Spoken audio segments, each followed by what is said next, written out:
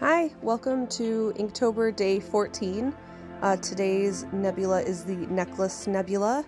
So I'm going to be completely honest, I have been dreading doing the voiceover for this video because I hate how this one turned out.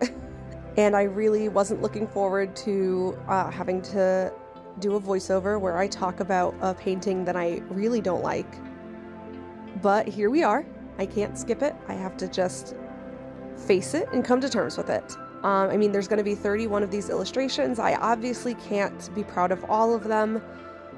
If I was proud of all of them, I would be some kind of like art god or something. I don't think there is an artist out there who likes every single piece of art that they put out. There's always, and even ones that you do like, you always seem to find something wrong with it.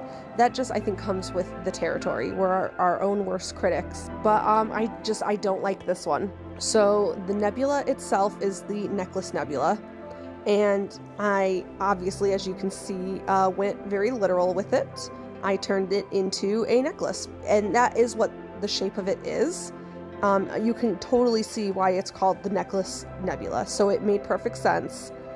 But I don't know if I was still feeling that burnout or if I was feeling lazy. I don't know, but I feel like I went very simple with this design. I had something a little bit more like drama and just dynamic originally, and I think I was just really tired the night that I sketched this, and my heart wasn't in it. I took the easy route. I wanted something simple and straightforward, and I ended up hating it.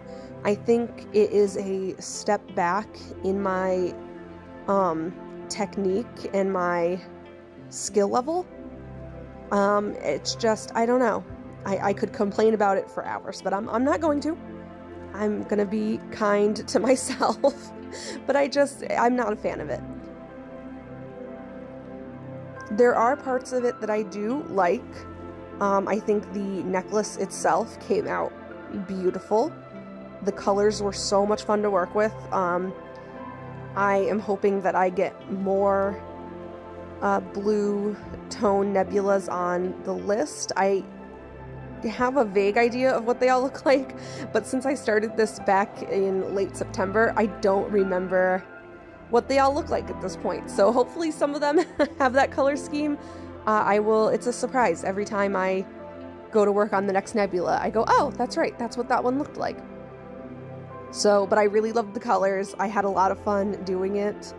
The salt texture turned out perfectly on it. It's just the actual Space Girl herself that I'm not liking, and I don't know if it's the hair or if it's her face. I don't know. I think it's just as a whole. It just isn't my best work, but that's okay.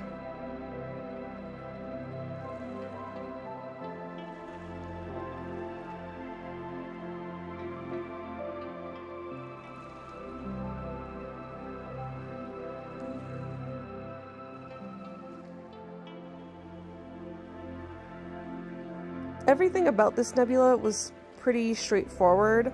The illustration wasn't hard. I know this video is another long one, and I am sorry about that. I think there's just a lot of detail that I ended up adding. So, and I think it was mainly with her hair, because the gray, it gets splotchy when you layer it. The best thing for me to do when I do that tone of gray hair is to go in with a pencil and do the details that way. So I think that's really a lot of what the filming time consists of, is a lot of just little details. I wanted to give the background some kind of color since the nebula was so small in this illustration, because I made it into an actual necklace. And then I wanted her eyes to kind of reflect that color that I'm putting in the background, just to kind of tie it in together, just to give it a little something extra, so it wasn't just the necklace. I really like the way the salt reacted with that magenta color that I used in the background. And I think I actually specifically chose that color because I used it partially for the background on the Medusa Nebula, I believe, and I really liked the way the salt was reacting to it, but it didn't really come through on that painting because I, you know, jumped the gun with the black ink and everything. So I definitely wanted to use it again. So this seemed like a good reason to. And it kind of, I don't know, I like the way that the pink complements the blue in the necklace. I didn't want to go with something too on the nose, so I thought that that was a good color to kind of balance it out.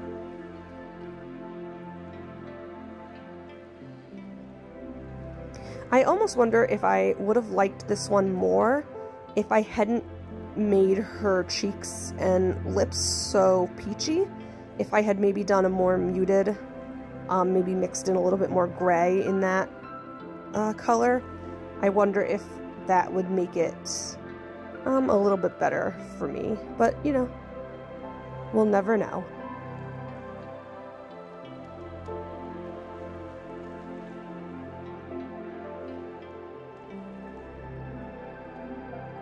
I have so much fun when I get to put the black ink over an existing color and just watching it spread out and make those cool ink patterns. It's like the most fun out of, like, when I do that for every single painting, it's the most fun part of every painting.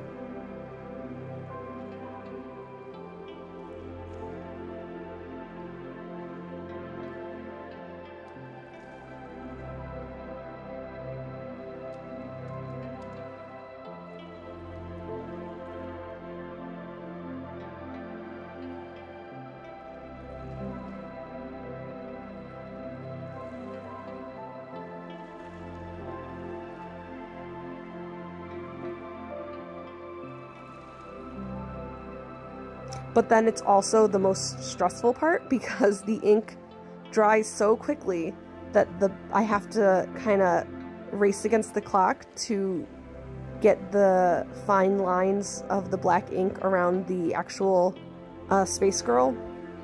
Like what I'm doing here, I'm really trying to bring those edges in without going over the details and still keeping it like consistent. Otherwise you'll start to see where the ink dried and where I put on a new layer, and it just makes it more of a headache later on if I wait too long. But if I rush, then I risk going over, you know, a chunk of hair or smudging the ink onto her face or just, you know, messing everything up. So it really is, it goes from the most fun part to the most stressful part really quickly.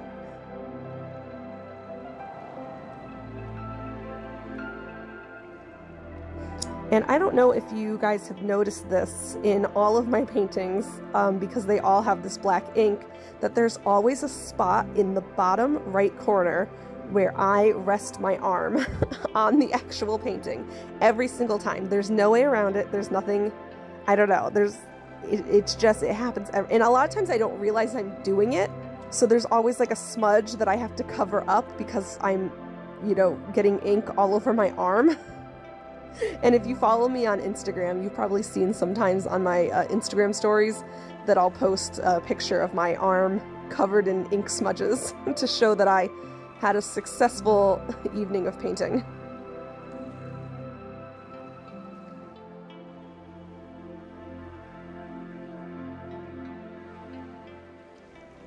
See right there, I am just stamping my forearm all in that bottom corner. And then sometimes it doesn't matter as much if there's a color underneath. It kind of just fits along with the pattern, but there are times where it's really obvious that I'm smudging the ink, and so I'll have to go back and fix that. This one, it didn't turn out too badly. It kind of worked okay enough that I didn't have to stress about it. Nah, there's me trying to fix it anyways.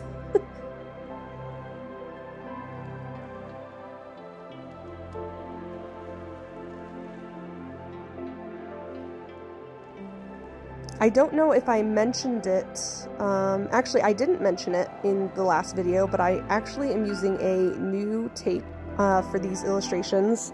I think it was actually during the Aurora painting is when I ran out of the tape that I had originally purchased. I bought that tape probably over a year ago, and it's worked wonders. It lasted me a really long time, but I eventually ran out and had to go out.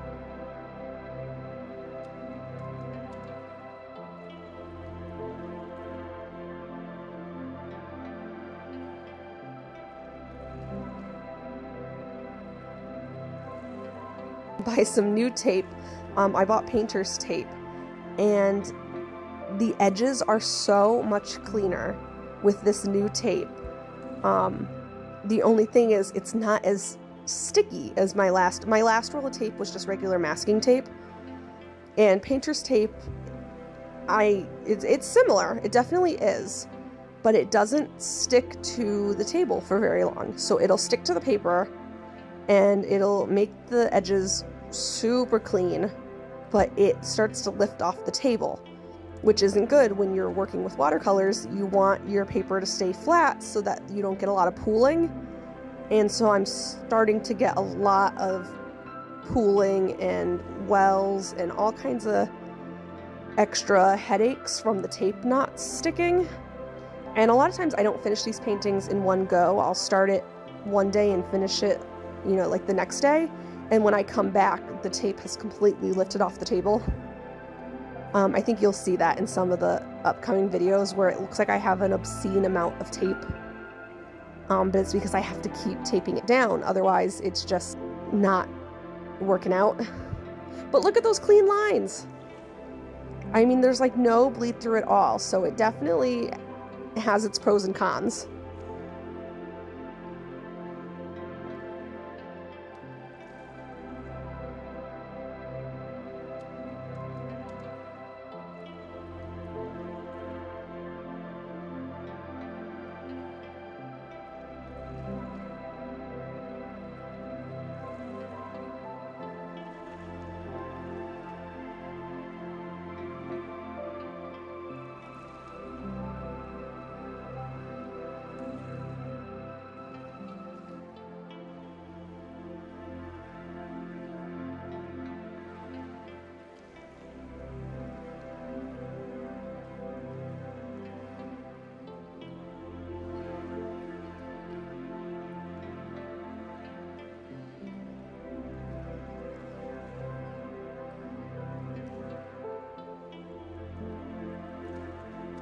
It's these kinds of parts that make this particular video so long, because there's just a lot of pen and pencil work, and then the gel pens. There's just a lot of those little tiny fine-tuning details, and they take time to do them. But they make, I think, the biggest difference in the painting is when I put in those extra details. Those extra steps really make the difference.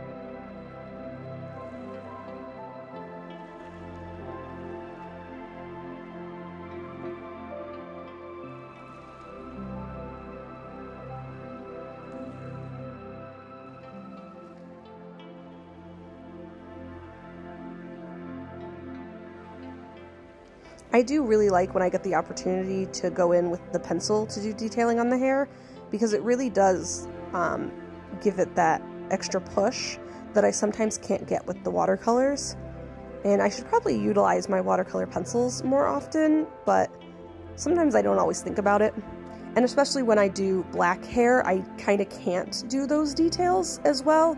So I really do like when I get the chance to do that, because flowy hair is my favorite thing to illustrate, and I love getting to do those details. So I really should probably give myself more opportunity to do that. Maybe I would not feel so burnt out.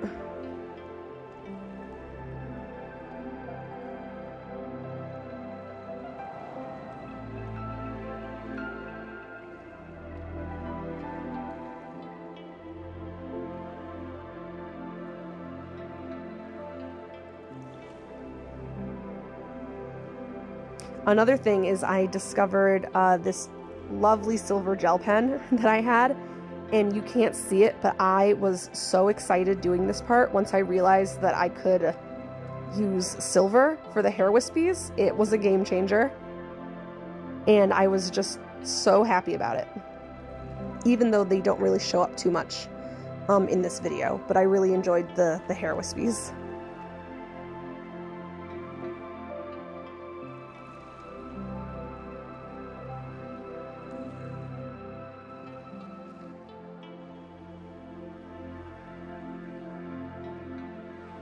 I also haven't been doing this for every illustration, the black microns for the eyelashes. I did it for most of the beginning illustrations, but I've kind of been doing it on and off, and it really just depends on the feel of the illustration. Prior to this, I did black eyelashes on every single one of my illustrations. It was kind of one of those defining features of my style, but I don't think it goes with every single one of these Space Girls. So I've really been still detailing the eyelashes, but a lot of them I've been going in with just pencil instead of the black micron. And that's especially the case for some of the softer toned ones, like Stars or the Little Ghost Nebula, because they just had a softer look to them. But here she is, our necklace Nebula. You know, actually filming this video, now that we're at the end of it, I don't hate it as much as I did in the beginning. So that's good. I hope you guys enjoy it, and I will see you for the next one. Thank you for watching.